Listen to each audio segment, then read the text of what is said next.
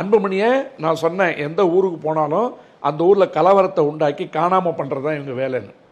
இப்போ பாட்டாளி மக்கள் கட்சியில் அப்பாவுக்கும் பையனுக்கு சண்டை வர வேண்டிய நெசசிட்டி என்ன?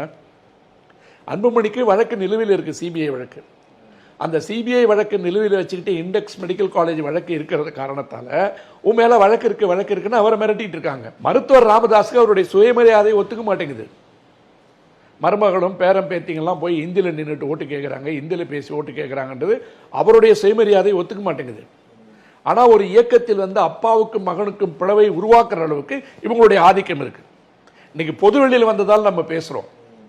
இவர் வந்து நான் தான் தலைவர், அவரை வந்து நீக்கிட்டேங்கிறாரு.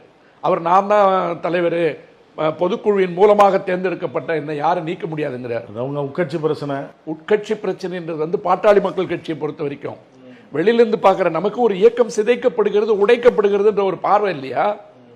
ஒரு தமிழ்நாட்டை சார்ந்த ஒரு கட்சி நம்ம கண்ணு முன்னாடி உடைக்கப்படுதுன்றதுக்கு வந்து யார் காரணமாக இருக்குன்னு பார்க்குறோம்ல.